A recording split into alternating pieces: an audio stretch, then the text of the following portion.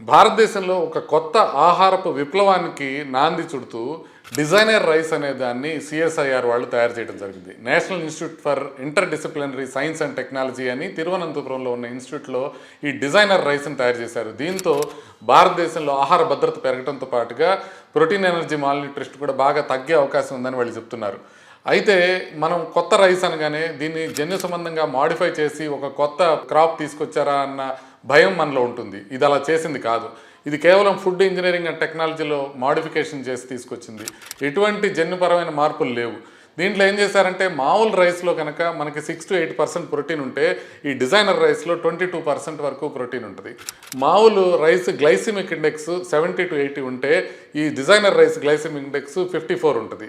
దీంతోపాటు micro nutrients కూడా కలిపారు. మామూలుగా ఏం చేస్తారంటే నూకలను తీసుకుని దాన్ని ఒక పిండిలాగా తయారు చేసి దాని లోపల ఈ ప్రోటీన్ని ఎక్స్ట్రా మైక్రో న్యూట్రియంట్స్ని ఎక్స్ట్రా యాడ్ చేసి స్టార్చ్ కొంచెం తగ్గించి మళ్ళీ దాన్ని పెలెట్స్ లాగా తయారు చేసేస్తారు. అంటే చూడటానికి రైస్ లాగే ఉంటుంది, వండుకొని తింటే రైస్ లాగే ఉంటుంది, టేస్ట్ కూడా రైస్ లాగే ఉంటుంది, కానీ దాంట్లో ప్రోటీన్ ఎక్కువ ఉంటుంది.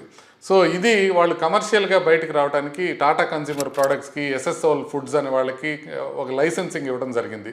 పేటెంట్కి కూడా అప్లై చేయడం జరిగింది.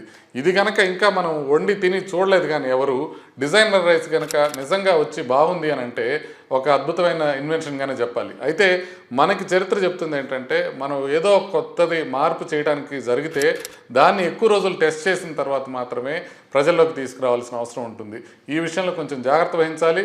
అయితే ఇది రియల్లీ ఎక్సైటింగ్ ప్రోడక్ట్ అనిపిస్తుంది. ప్రోటీన్ కంటెంట్ పెరిగిందంటే మనకి షుగర్ వచ్చే అవకాశం కానివ్వండి, బీపీ పెరిగే అవకాశం కానీ, గుండె జబ్బులు వచ్చే అవకాశం కానీ తగ్గుతుంది. అదేవిధంగా స్పైక్స్ రావు, షుగర్ స్పైక్స్ రావు గ్లైసెమిక్ ఇండెక్స్ తక్కువ ఉండటం వల్ల.